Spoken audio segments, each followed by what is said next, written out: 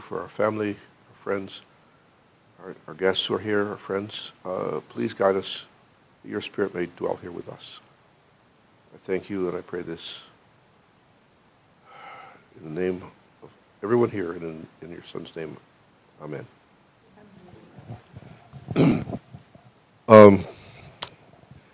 So it says up there, original plan, right? Is that what it says? Probably should turn so I can see these slides. Hold on. Let me go back.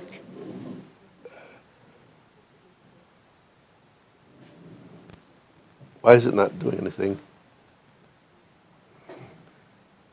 Richard, why is this not working?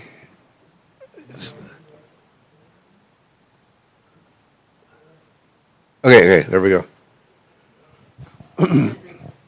Okay, so the question people have, one question people have is there a God, and is there an original plan that God has or had, and what was it? And we've had many, many religions. There's, of course, Hinduism, the Sikh religion, Buddhism, Confucianism, Judaism, Christianity, Islam. They all have something to say about how people should behave, how we should live, what we should do. If we look at the ethics of most religions, if we look at moral teachings, most people pretty much agree. You should be a nice person. You shouldn't kill, shouldn't steal. So if we could get the religions to talk about morality and ethics, we'd probably have a peaceful world. But when you start talking about theology and what is God and who is God, then people get really heated and start killing each other. I don't think, if there's a God, that's probably not God's will. I just, honestly speaking, I kind of think it's probably not God's will. So Jesus, came to Judaism 2,000 years ago and said that, he was there to help build the kingdom of heaven. But then he got very few followers who believed in him. Many people rejected him and finally said, I have to go to the cross and die and I'll come back. Before he died, he said, I have many things to tell you, but I cannot reveal them now. When the Spirit of truth comes, when the Holy Spirit comes, or the Counselor comes, he will guide you into all the truth. So it's been 2,000 years. The Christians thought Jesus would come back right away. He was predicting a second coming. They thought he'd come back in their lifetime, but he didn't. We believe that today maybe is the day for this further revelation of truth. Truth is, like, if there's a truth about the universe, the truth should be eternal and, eternally true. But the revelation of truth, the understanding of truth, can be different from age to age, right? In the Old Testament, for example, in the Bible, people related to God through sacrifices, cutting up doves and pigeons and cows and so forth. But Jesus said we were like God's adopted sons and daughters. One of the problems, because in Christianity, because I grew up in a very Christian church, in Christianity you say, well, if you believe in Jesus, you're saved. Okay? But if I'm saved and my wife is saved and we both have children, the children have to go through the same process of being resaved. So in other words, it may be salvation on an individual level, but doesn't seem to be salvation on a family level, right? So one of the problems I had, because as I said, my family was quite religious. So my father was not very doctrinaire. He didn't have a certain doctrine I had to believe in. He said, if you believe in Jesus, you should act that way. You should be a good Christian. You should be a good person. Okay? So I would ask questions in my Sunday school class like, why is there suffering? Why is there so much suffering in the world? The answer is, well, God created us to suffer as a test. I said, what? Why? No, wait a minute. You say God is a loving parent, right? God is our loving father. If he's our loving father, why would he create us to suffer? In this world, if you have parents who tortured their children, we put them in jail. So why do we give God the pass on this? Like, why is there suffering? Look, okay, let me ask you, there's 5 people here, including myself. How many of you wake up in the morning and say, today, I really want to have a miserable day. I hope today just everything goes wrong. No, we don't say that. Every day we wake up, we say, oh, I hope today's a good day. I want to get a lot done. I want to be happy today. Every single person who's ever lived has wanted to be happy. And yet when you ask most people, are you happy? The answer is, well, I'm not too bad. I'm not unhappy. But how many people can say, yeah, I am really deliriously happy every day? Very few people, unless they're on drugs or something like that. Most people are not happy every day. I mean, we have temporary happiness. We can do things which make us happy. But long term, human beings seem to have a problem. And this is a real issue because if you look at the created world, if you look at animals, whether you're talking about fruit flies or elephants, animals become mature in a matter of hours, days, or at least a couple of years. Elephants know how to be an elephant by the time they're 2. Same thing with lions and tigers. The cubs frolic around and play, and they fight with each other, but they learn to hunt with their mother or father or whatever. And so within a very short time, they become completely self-capable, animals. But human beings, you can go to school for 15, 20, 30 years and still not know how to be a good human being. Like I had professors in college who were not very good human beings, but they studied their whole life. I had some who were really good. To be fair, I had some who were very good. I had others who were not very good, but they studied their whole life, but still didn't know how to be a good human being. So this is a question, why is it so difficult to be a good human being? I don't want to go too long on this. I want to get into more meat of the issue, but there's one thing we can agree on, whether you believe in God or don't believe in God, whether you're confused about that or ambiguous or whatever, we have to agree that we are ignorant. We're ignorant of 2 major things. We're ignorant of our origin. How did we get here? If you're an atheist, say, well, there's a bunch of hydrogen atoms in the beginning and they all got coalesced together and finally made a person. That doesn't seem very sensible, but some people essentially believe that just give hydrogen atoms enough time and they make stars and then they make heavier elements and then they blow up and then they make planets and then they finally get human beings. Okay. Or some people say, I believe in God. God created us. But we don't know who's God. Why did God create us? How did God create us? How do we get here? Is there a reason for us being here? So we have this ignorance of our origin. So I'll go to origin, right? No, I went too far.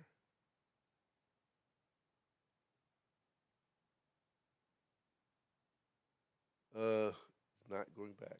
Anyway, forget the slide. We're ignorant of our origin. No, it's not working. Richard, it's not working. I want to go back. I want to go back one slide, I think. I really don't know why it's not. What? No, I want to go. There we go. Okay. We're ignorant of our origins. But we're also ignorant of the fundamental laws of the universe. As I said, my son he's got a PhD in particle physics and cosmology. And, in the last couple hundred years, we have made amazing progress in technology, just amazing. But in terms of fundamentally understanding the laws of physics, it stopped about 100 years ago. We got down to protons and electrons, and then we got down to subatomic particles, and subatomic particles just are weird. You have these cyclotrons where they accelerate particles, and particles appear, and they disappear, and they reappear, and they disappear. And when you ask a scientist today, like, why does it happen? Oh, it's just random. It's just random. But realistically, the whole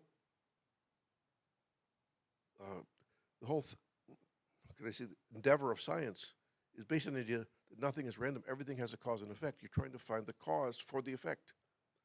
So to say that something is random makes no sense whatsoever. You can say it appears random to me because I don't understand, why this is happening, but nothing is random. We just don't understand. And scientists, physicists have made no real progress in almost 100 years about understanding the structure of subatomic reality. So we're ignorant of our origins, our spiritual self, or our mind, body, whatever. We're also ignorant of the physical laws. So the question is then, what do we do about that? Well, for the sake of the unification principles, let's decide where to go. Can we go up and down? It seems to have gone somewhere. It's not centered. How do I get it to come? Oops, no, don't do that. Okay, I don't. Richard, it's not centered. It's off the screen. It's not centered. I can't. Yeah, that's. Okay, I get it. It's okay. So if you have a problem, if you have a problem in science, you think about it, you present a theory or a hypothesis. Well, it could be this, it could be that. You present a theory of how you think something's going to work, and then you try, you apply, you make tests, you endeavor to see what happens when you apply your theory to the situation.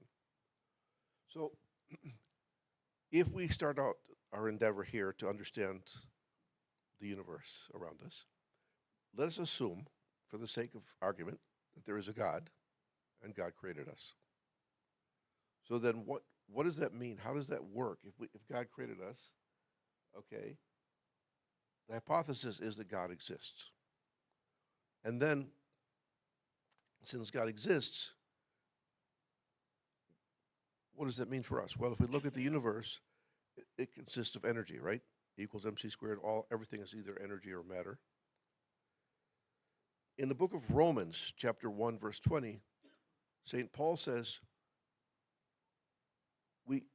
we can discern the nature of the universe through the nature of God through the things that have been seen.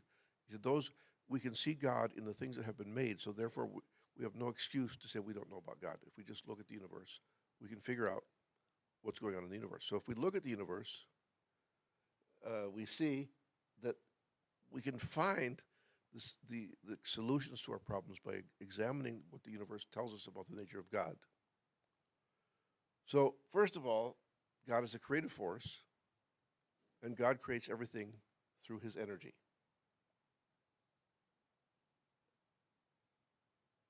And when we look at the universe around us, what we find is incredible beauty and symmetry and art. The universe is mathematically amazing. If we take water, for example, let's take water. Everything in the physical world, as it gets colder, it shrinks, right? Because it's made of molecules. And as it gets colder, the molecules vibrate less, so they get more compact. So that's why if you blow up a balloon with hot air and let it cool down, it'll start to shrink because it's just cooling off. Water is the same way until it gets to 32 degrees Fahrenheit. And then suddenly it crystallizes and expands enormously. And what does that mean? It means that life in lakes and rivers can exist even in the wintertime because the surface freezes, but underneath it doesn't freeze. If the whole thing froze, it would kill all the plant life and all the animal life. So the fact that water freezes and therefore only it floats because it's lighter than the rest of the water, so the top freezes, the bottom doesn't freeze. So we can have life in water on Earth even when it's cold. So there's so many things like this where if there was even one small change, life would not exist. If the forces of gravity or the electromagnetic forces were even slightly different, life would not exist. So God is very mathematical in God's precision in terms of how the universe was created. It's also tremendously beautiful. We look at the fishes in the ocean, we look at everything, and we see there's tremendous beauty. Okay. For one of the things that's really interesting, if you take a camera, even your cell phone has a camera, right? It's amazing. It's amazing technology, right? But you would know that didn't come about by accident. It was planned. It was created because it could not possibly come about just by atoms bumping around to each other. The human eye is 1,000 times more amazing than a camera because the way your eye focuses automatically. It doesn't take any time at all. Like I look here, I look back there, my eye just focuses automatically, right? And if the light gets bigger, brighter, or dimmer, my pupil changes automatically. So why is it people say that, oh, this was accidental, it's just chance matter bumping around? No, it makes no sense. Think life is so complex. It needs to have been created by something or someone. So when we look at all of these things, this is a sort of a simulation of an animal. I think it's planaria. Planarias look like machines. If you look at the way they're done, they actually look like machines. They're technically built like some engineer got in there and like made the things. The whole universe is like this. Now, where am I? Okay, who is God? So if there's a God, what is God like? What does God want? We look at the fact that God created man in his image. Genesis 1:27 says God created man in his image. Male and female, he created them. So God is male and female. God is also a father. So what does that mean? If human beings are created in the image of God, we are parents. We are father and mother, husband and wife. We have sons and daughters. We have, So the family unit is a reflection of the nature of God. Why do children, you guys don't have children yet, right? Because you're not married yet, right? Not yet, but you're hoping. Okay, so, oh, you have kids. How many do you have? How old are they? Okay, how about you? Okay, you love them, right? Where does that love come from? It's like when my first son was born, he's now almost 40. He's going to be 39 this year. When he was born, it's like, just felt this love gushing out of me. Like, it's not something I could control. I wanted to eat him up, gobble him up, like, oh, my son, I love my son. Where does that come from? It comes from God. We are made in the image of God. So if we feel this way toward our children, God must feel that way toward us. God is a parent, a loving father and mother. So when we look at this, we're parents, we're brothers and sisters, we're sons and daughters. This is the fundamental nature of God, is to be a parent and to have, and for us to be his children. Now,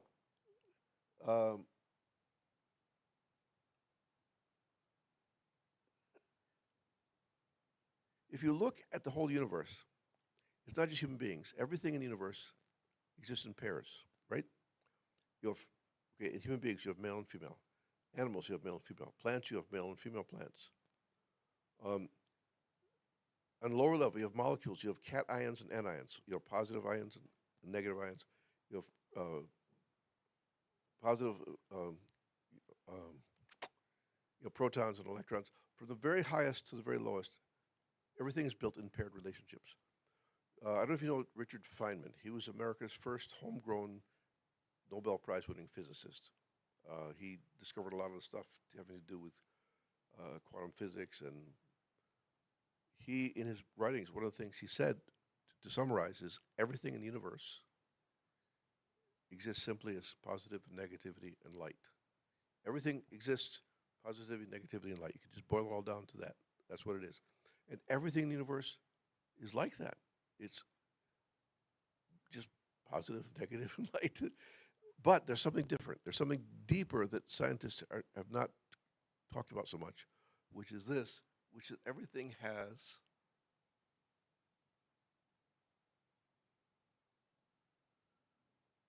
come on, there we go. Everything has an internal nature and an external form. So you guys are engaged, right? Okay. Okay, you're a man, you're a woman, but you can still understand each other because even though physically you have differences, you both have the same mind. You have a kind of mind where you can understand her, she can understand you. Everything in the universe has an internal nature and an external form. So in human beings, it's mind and body. In plants or in animals, it's like more instinct. In plants, animals work instinctively, and plants have an internal nature. Usually, oftentimes we refer to this as tropisms. Like there's a positive heliotropism, meaning there are plants that grow toward the sun. Mushrooms, however, live underground, but they still grow up. Why? Because they have a negative geotropism. They grow away from the earth. And I don't know if you've ever noticed those vines, the vines that curl around stuff. Like in our porch where we live, there's a vine growing up out of the ground, and it's like curling around the thing and keep growing and keep curling. It has a tropism which causes it to react to touch. Anything it touches, it tries to wrap itself around that which it's touching. So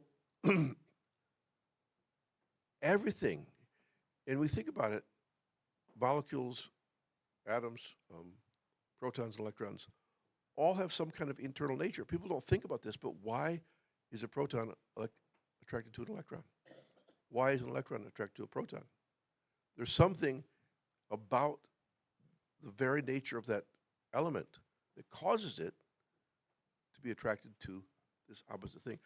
I don't think anyone can even explain to me what a positive thing is and a negative.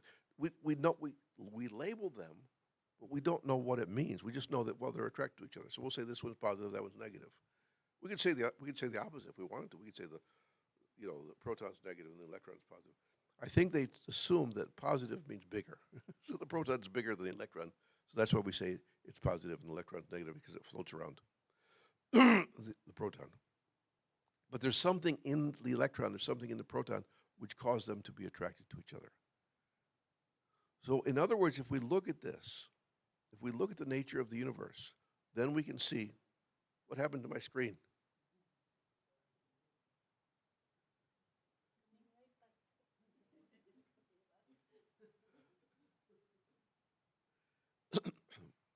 Anyway, the main point is, I'll just keep talking until he gets to that. The main point is everything exists in these paired relationships of positive, negative, male, female, but also internal, external. So that means if in fact that is the nature of the universe, then that means that's the nature of God. Okay, great. Fabulous. That's our technical director, Richard Rosine. Let's give him a hand here. Thank you. Thank you. Thank you.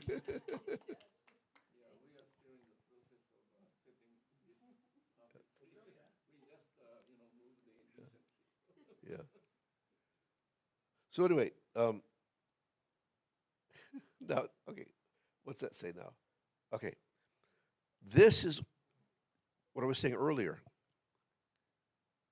Everything in the universe is consisting of positive, negative, internal, and external. So God must be the same because we are made in the image of God. But also, as I said, human beings are different from animals and plants because we don't just grow automatically. Our physical body grows automatically, but we are different. We need to take responsibility for our lives to grow, right? If you are an irresponsible person, you don't get a job, you don't get to work, you don't study anything, you don't learn anything, you become a drone, a burden to society. Some people are like that. They just feel, well, I just won't do anything. People will go on welfare and just suck up, with the government's money. But if we want to be successful in life, just ordinary life, we need to know how to do something to get a job, to support our family. But it's more important than that. God said to Adam and Eve, if you get the Bible, in the book of Genesis, it says, God created Adam and Eve in his image, and he blessed them and said, be fruitful, multiply, and have dominion over the things of the earth. Now, what does it mean to be fruitful? Well, to be fruitful means that you become mature, because obviously a fruitful tree is a mature tree. Trees don't, when they're little, they don't give fruit. When they become mature, they give fruit. So a fruitful person is a person who's reached maturity.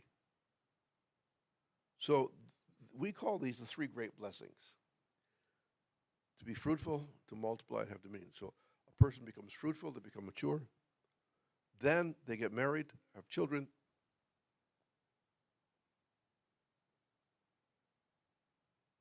So the first blessing, your mind. Okay, see this four thing, this thing here. It looks like a diamond. We call this the four position foundation. What it means is God creates things in a way which are somewhat divided. So you have God who's harmonized internal, external, positivity, negativity, male and female. Then God creates things which are divided, mind and body. When those mind and body become united, become one, centering on God, you have a mature person. So when you can really, like you guys missed it. We had Sunday school here. We had like 20 little kids just running around like little terrorists, but that's what little kids are like. They're just very full of energy, and they love to be having fun and be exuberant. And so they just run around and run around. And of course, sometimes they bump into doors and things and scrape their shins and hit their heads and their toes. But that's what it's like to be a kid. But obviously, you really hope your children learn to be mature adults and learn how to respect others and respect themselves. So the first blessing is to find a way to bring your mind and body into unity, centering on God. Like, in other words, what does it mean to be a good person? What does it mean to be a true son of God? Like someone who really reflect God's love and heart for his wife, for his children, for other people. Like, wouldn't it be nice if we could all just be nice to each other? Like, what's wrong with that? It seems like a really good idea. But if we could do that, if we could really be that, then we could go to the second blessing, which is a mature man and woman getting together and having a wonderful family, a really loving family, which is a real benefit to society. And then if we could do that, if we get lots of families like that, then we could do the third blessing, which is to love the creation. Like, when you look at today, when you look at the technological advancements that have happened in the last 100 years, they're mind-boggling. 100 years ago, you could not imagine what life would be like in the 20th century. Just there's no way to manage. Like, all the technology. The only thing that's missing is flying cars. We don't have flying cars. They predicted that a long time ago. We don't have that. But going to other planets, going to outer